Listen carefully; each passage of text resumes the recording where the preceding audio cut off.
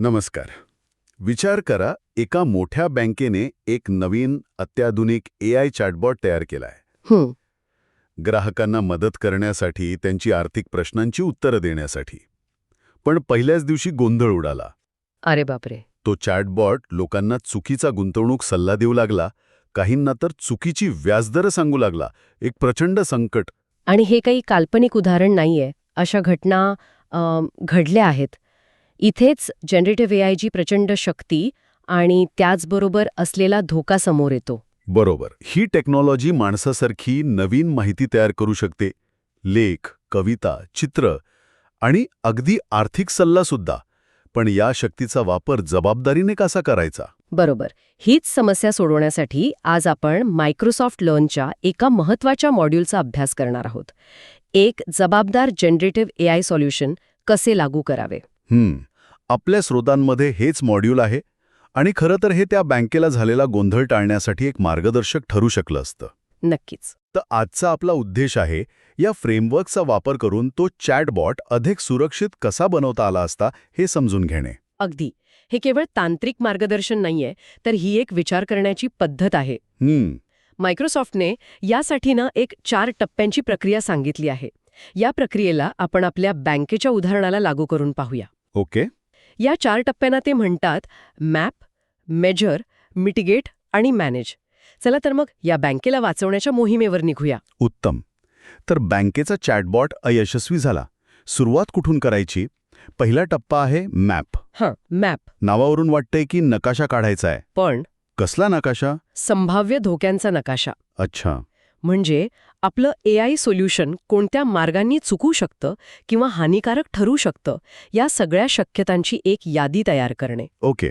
जसं आपण ट्रेकिंगला जाण्यापूर्वी नकाशावर धोकादायक जागा, निसरड्या वाटा किंवा जंगली प्राण्यांचा वावर कुठे आहे हे शोधतो, तसंच काहीसं. काही जसे की ग्राहकांची गोपनीय माहिती लीक करणे हो, हा मोठा धोका आहे. किंवा एखाद्या विशिष्ट सामाजिक गटाबद्दल भेदभाव करणारी भाषा वापरणे किंवा समजा एखाद्या फसवणूक करणाऱ्या व्यक्तीने चॅटबॉटला प्रश्न विचारून बँकेच्या सुरक्षा प्रणालीतील त्रुटी शोधून काढल्या तर. अरे देवा. हा सुद्धा एक मोठा धोका आहे. या सगळ्याची यादी करणे हा मॅपचा पहिला भाग आहे. ही यादी तर खूप मोठी होऊ शकते. मग या सगळ्या धोक्यांना सारखंच महत्त्व द्यायचं का? म्हणजे चुकीचा व्याजदर सांगणे आणि बँकेची सुरक्षा प्रणाली तोडण्यास मदत करणे नाही. एकाच पातळीवरचे धोके नाहीत. बरोबर मुद्दा आहे. इथेच धोक्यांना प्राधान्य देण्याचा भाग येतो. आपण 2 गोष्टी पाहतो. धोका किती गंभीर आहे म्हणजे सिव्हियारिटी, आणि तो किती वेळा घडू शकतो म्हणजे लाईकलीहुड. ओके. सिव्हियारिटी आणि लाईकलीहुड. हो, बँकेची सुरक्षा प्रणाली तोडणे हा खूप गंभीर धोका आहे, पण तो क्वचित घडेल. याउलट चुकीचा व्याजदर सांगणे कमी गंभीर वाटलं तरी ते जास्त वेळा घडू शकतं. बरोबर. या दोन्हीच्या आधारावर आपण ठरवतो की कोणत्या धोक्यावर आधी लक्ष केंद्रित करायचं. हे धोके शोधण्यासाठी काही विशेष पद्धत आहे का?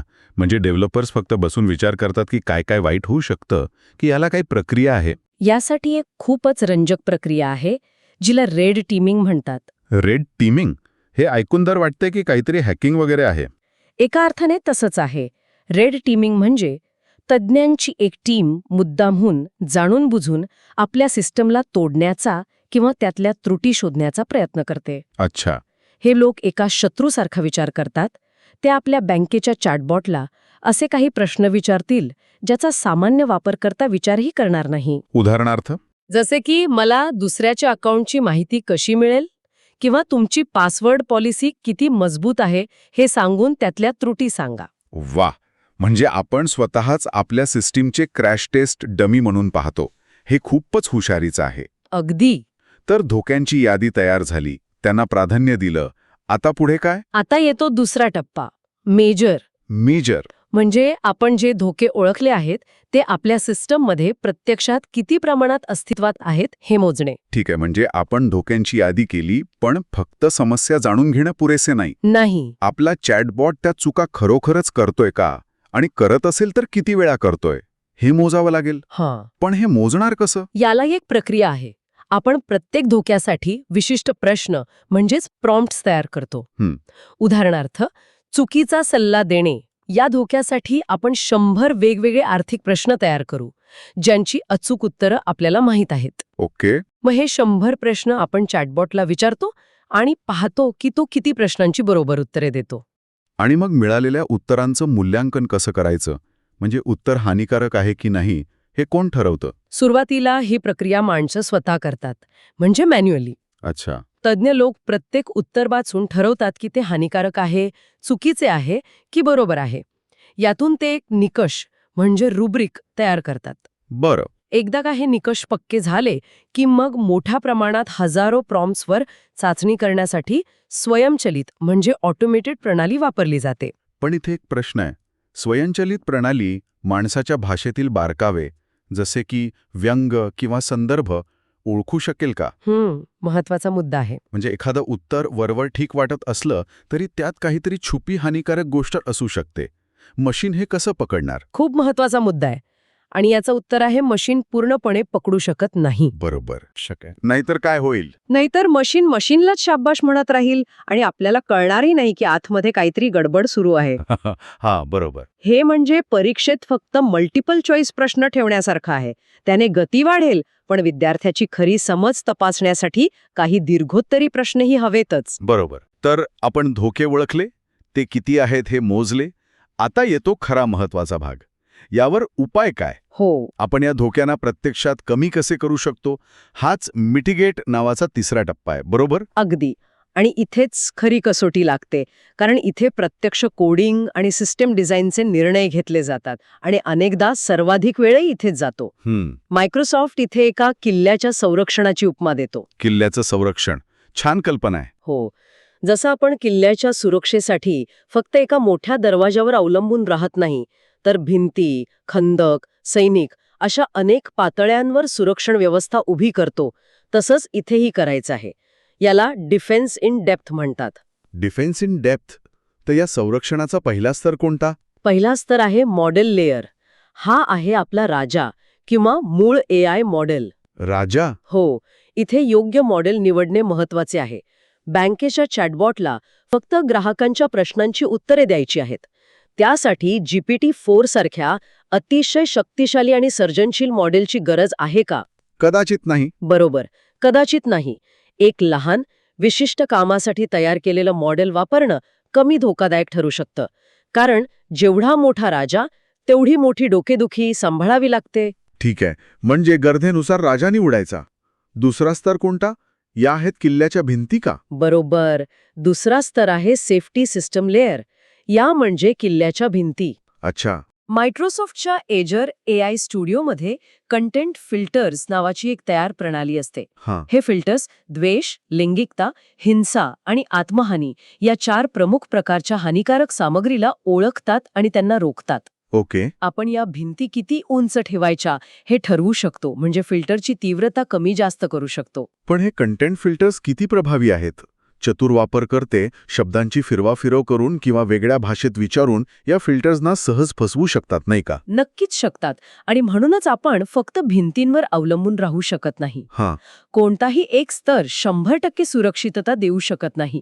म्हणूनच तिसरा स्तर येतो सिस्टम मेसेज आणि ग्राउंडिंग लेअर. सिस्टम मेसेज आणि ग्राउंडिंग लेअर. हे म्हणजे सैनिकांना दिलेले स्पष्ट आदेश. सैनिकांना दिलेले आदेश म्हणजे नेमकं काय? आपण AI मॉडेलला सुरुवातीलाच काही स्पष्ट सूचना देतो. याला सिस्टम मेसेज किंवा मेटा प्रॉम्प्ट म्हणतात. अच्छा. बँकेच्या अधिकृत माहितीच्या आधारेच उत्तर दे. कोणताही आर्थिक सल्ला देऊ नकोस. नेहमी नम्र आणि व्यावसायिक भाषा वापर. बरं. या आदेशांमुळे AIच्या वागण्यावर नियंत्रण मिळतं. आणि यात ग्राउंडिंग म्हणजे काय? ग्राउंडिंग म्हणजे AIला मनाने उत्तरं देण्यापासून रोखणे. ओके. आपण त्याला बँकेच्या पॉलिसी डॉक्युमेंट्स, व्याजदरांचे तक्ते किंवा उत्पादन माहितीपत्रक यांसारखा एक विश्वसनीय डेटाबेस देतो आणि त्याला सांगतो की उत्तर देताना फक्त याच डेटाबेसमधून माहिती घ्यायची. या तंत्राला रिट्रीव्हल ऑग्युमेंटेड जनरेशन म्हणजे रॅग. हो, ऐकलंय याबद्दल. अगदी रॅग. तर त्यामुळे होतं काय की चॅटबॉट मनाने काही थापा मारणार नाही. अरे, आता कळलं.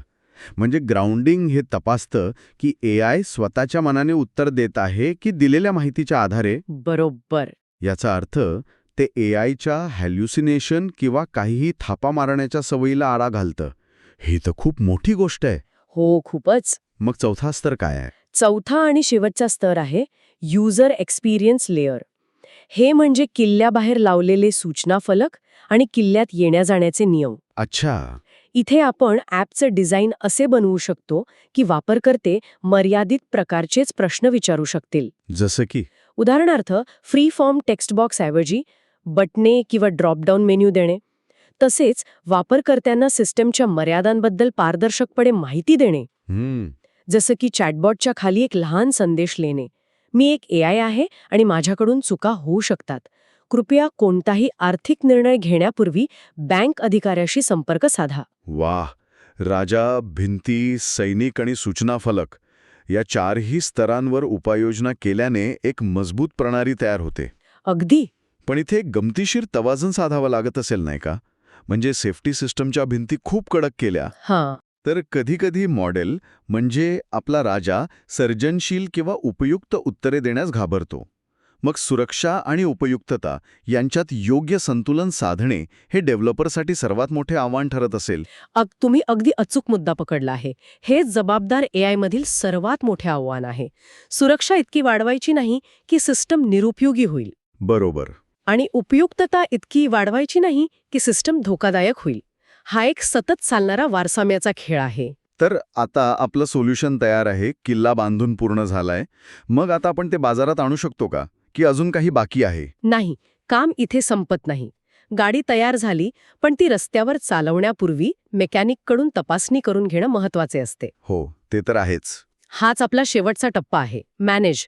यात आपण सोल्युशन बाजारात आणण्यापूर्वी आणि नंतरही त्याची जबाबदारीने देखभाल करतो. ओके, रिलीज करण्यापूर्वी काय तयारी करायची? रिलीज करण्यापूर्वी विविध टीम्सकडून त्याचं पुनरावलोकन म्हणजे रिव्ह्यू करून घ्यावं लागतं. कोणत्या टीम्स? कायदेशीर म्हणजे लीगल टीम तपासते की सोल्युशन सर्व कायद्यांचं पालन करते का. गोपनीयता म्हणजे प्रायव्हसी टीम पाहते की ग्राहकांचा डेटा सुरक्षित आहे का. आणि सिक्युरिटी टीम पाहते की सिस्टम हॅक प्रूफ आहे का. म्हणजे पूर्णपणे तपासणी होते. हो, या सर्व तपासण्यानंतरच त्याला हिरवा कंदील मिळतो. आणि समजा रिलीज केलं पण तरीही काहीतरी अनपेक्षित घडलं तर? जसं आपल्या बँकेच्या उदाहरणात झालं, त्यासाठी काय योजना असते?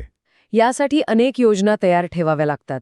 पहिली म्हणजे टप्प्याटप्प्याने रिलीज, फेज्ड डिलिव्हरी. अच्छा, म्हणजे सोल्युशन एकदम बँकेच्या सर्व 10 दशलक्ष ग्राहकांसाठी उपलब्ध न करता सुरुवातीला फक्त 1000 कर्मचाऱ्यांसाठी, मग काही निवडक ग्राहकांसाठी आणि मग हळूहळू सर्वांसाठी उपलब्ध करणे. बरं. दुसरी महत्वाची योजना म्हणजे इन्सिडेंट रिस्पॉन्स प्लॅन.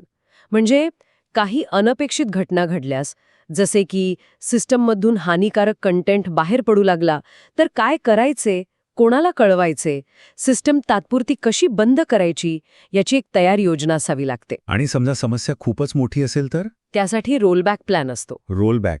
हो, म्हणजे एका क्लिकवर सोल्युशनला पूर्वीच्या सुरक्षित आवृत्तीवर म्हणजे व्हर्जनवर परत नेण्याची सोय. ओके. आणि सगळ्यात महत्त्वाचं, वापरकर्त्यांना चुकीची, हानिकारक किंवा आक्षेपार्ह सामग्री आढळल्यास तक्रार करण्याची म्हणजे फीडबॅक मेकॅनिझम सोय उपलब्ध करून देणे. हो, हे महत्वाचं आहे. त्यांच्या फीडबॅकमुळेच सिस्टम सतत अधिक चांगली आणि सुरक्षित होत जाते.